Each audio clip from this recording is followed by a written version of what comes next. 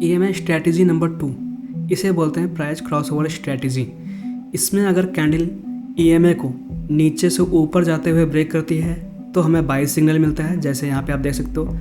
And अगर ऊपर से नीचे आते हुए EMA को ब्रेक करके नीचे की तरफ क्लोज करती है तो हमें मिलता है सेल सिग्नल। ठीक है, तो इस चार्ट में अगर आप देखो तो जो ग्रीन कैंडल बनी हुई है ये नीचे से ऊपर जाते हुए इसने EMA को ब्रेक किया है और ऊपर की तरफ इसमें क्लोज किया है।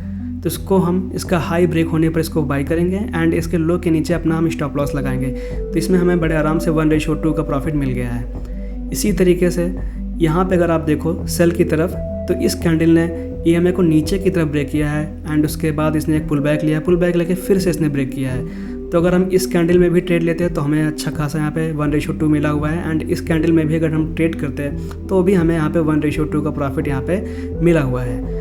अब यहाँ पे मैं आपको 2 प्रो टिप बताने वाला हूँ। पहली प्रो टिप, अगर मार्केट काफ़ी ट्रैवल करके नीचे आया हुआ है तो उसमें आप ट्रेड को अवॉइड कीजिए, उसको पुल बैक लेने दीजिए। पुल बैक लेने के बाद अगर वो फिर से ब्रेक करता है फिर आप अपनी एंट्री बनाएं। इससे क्या होगा, आपका स्टॉप लॉस छोटा हो जाएगा एंड आपका risk and reward ratio maintain रहेगा। आप बड़े आराम से इजीली 1:2, 1:3 का प्रॉफिट आपको मिल जाएगा एंड आपका स्टॉप लॉस भी छोटा होगा। दूसरी प्रो टिप क्या है कि अगर आप यहाँ पे इंगल्फिंग कैंडल या फिर मारूबोजी कैंडल पे ट्रेड करें, अगर ये इस क्रॉसओवर में जब प्राइस ये ब्रेक करता है तो यहाँ पे अगर मारूबोजी कैंडल बनती है या फिर इंगल्फिंग कैंडल बनती है तो आपका ट्रेड हाईली चांसेस हैं कि आपको बड़ा प्रॉफिट मिलेगा, 1:2, 1:3 आपको मिलेगा यहाँ पे।